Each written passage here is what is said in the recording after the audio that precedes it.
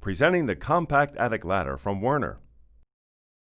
Built for attic openings as small as 18 by 24 inches, it is both lightweight and durable, yet can handle a load of 250 pounds. It fits most houses with standard construction, and it opens easily and closes smoothly. This video explains the easy steps for installation and ladder operation. Note that this ladder comes with hinges and latch to install a door, but the choice of door materials is up to the homeowner. This chart shows the minimum and maximum dimensions necessary. Make sure your space is within these ranges before you proceed. Before you begin, read and understand the instructions completely. Tools required to install the compact attic ladder are a step ladder, an awl, a saw, power drill, a Phillips head screwdriver, 1/2 inch and 1/16 inch drill bits, adjustable pliers, a tape measure, hammer, and pencil. The assist arm can be attached on either the left or right side of the ladder. Check the space in your attic to determine on which side you want to mount it. Make certain you have a minimum finished opening of 21 by 15 inches and 44 inches clearance behind the rough opening. Step 1 is preparing the opening. Remove any existing trim and hardware. Then inspect to make certain you have sufficient floor surface according to the chart to install the ladder. Next is assembling the ladder. For this you will need a hammer and the left and right hinge guides. The ladder's front section can be identified by its rounded feet. On the rear section of the ladder, carefully tap out the tacks with a hammer and remove the plastic end caps from the bottom. Next, slide the hinge guides onto the uppermost frame section. The brackets should be positioned outward, with the double hold half toward the ladder's top. Apply a small piece of tape to hold them in place. Do not replace the plastic end caps, they'll be needed later. Next, you'll determine if you need additional top stops and how to fit them on. If your ladder has an opening height in any of these 3 ranges, you will need to fit additional top stops. Be sure to measure from your attic floor to the floor and not your ceiling. First, locate the additional top stops over the holes approximately 6 inches below the permanent top stops on the rear section of the ladder. Then make sure the hinge guides are already in place below the additional top stops, and attach the additional top stops as shown. Next, slide the bottom stops onto the rear rails, 6 inches from the end of the rails. Secure with the screws. Replace the bottom plastic end caps previously removed and secure them with tacks. Now that the ladder has been prepared, it's time to install it. To support the compact attic ladder, a minimum of 3/4 inch flooring and the full ladder's width behind the opening is necessary. Center the ladder in the opening and locate the hinge guide bracket arms on the top edge of the opening frame. Mark the guide holes with a pencil and then pre-drill pilot holes 1/16 inch in diameter for all 6 screws. Attach with 35 mm screws. The bracket arms with the 2 screw holes should be on top. If flooring material covers the top edge of the opening, be certain that the ladder is completely stable. If necessary, use longer screws to penetrate the frame itself. The ladder should now be free to swing from the hinges and slide freely up and down the guides. The next step is installing the assist arm. Base drill hole template located on the back of the packaging card. Position the template against the hinge guide bracket on the side where the power pivot system will be installed. Using an awl or pencil, mark the 6 holes through the template on the attic floor. Place the power pivot spring housing over the holes. Make sure that the arm points away from the rough opening with the slot in the cover on the left-hand side. Secure the spring housing to the attic floor with 20 mm screws through the 4 inner holes. Then place the housing cover over the spring housing and attach with 20mm screws through the 2 remaining outer holes. Position the ladder in its fully stowed position carefully in the opening.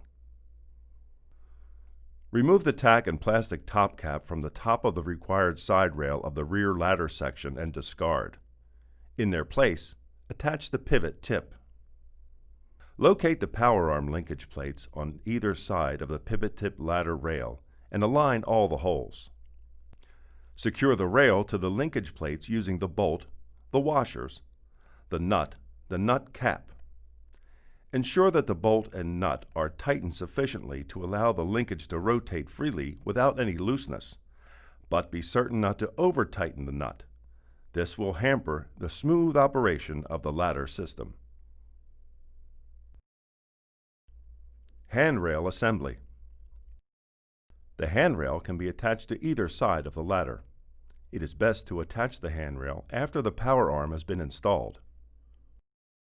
Attach the handrail to the side of the rear frame you have chosen.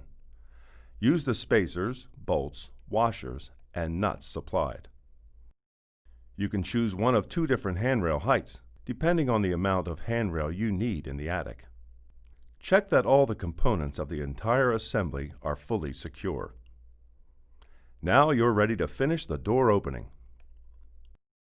Measure the width of the opening and cut a 1x3 board. Nail the trimmed board to the header. The bottom of the frame should be flush with the ceiling drywall. Repeat for the length of the opening. Measure the inside width of the frame and cut a 1x2 board for the jamb. Nail the trim board to the wood door frame. Recess 3/4 of an inch to create the door jamb. Repeat for the length of the frame. If you use materials thicker than recommended, the opening may be too small to be usable.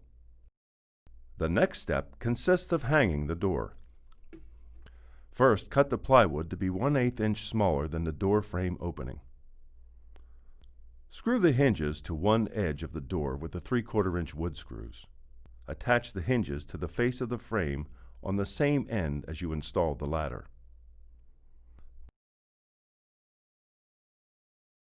Have a helper hold the door closed. From inside the attic, mark the edge of the jamb on the door with a pencil.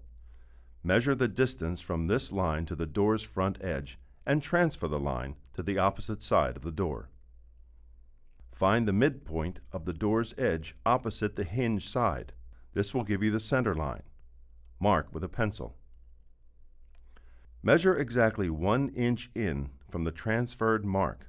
Mark it with a pencil. Drill a 1/2 inch hole in the center where the 2 lines cross. Pass the latch through the door hole from the underside so that the position pointer points toward the outer door edge. Place the travel stop ring over the latch such that the screw hole is situated at 45 degrees to the door center line. Secure the travel stop ring using a 12mm screw. Place the latch catch over the latch and locate into the latch groove so that the latch catch points toward the door near the edge and fully locates within the travel stop ring. Secure the catch assembly with the M12 nut, making sure that the nut is tightened sufficiently to allow the catch to rotate freely without any looseness. Now you can attach the location bracket. When turned to the correct position, the catch lever will engage in the location bracket to hold the door shut. First, mark a vertical line on the inside of the door jamb corresponding with the center line of the door catch. Position the bracket along the bottom edge of the wood door jamb. Match up the indent mark on the bracket with the vertical center line. Make guide holes with the awl and attach using 2 of the 3/4 inch wood screws. Apply the door labels to the top side of the door inside the attic. Operating the ladder. Place the plastic stowing hook into one end of the assist pole. Secure hook with a self-tapping screw.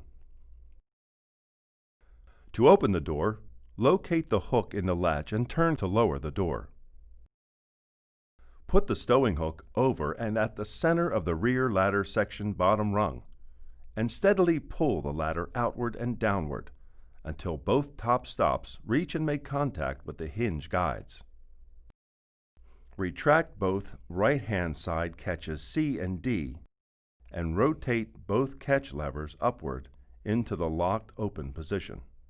To extend the ladder, retract the left-hand catch A while supporting the front frame of the ladder.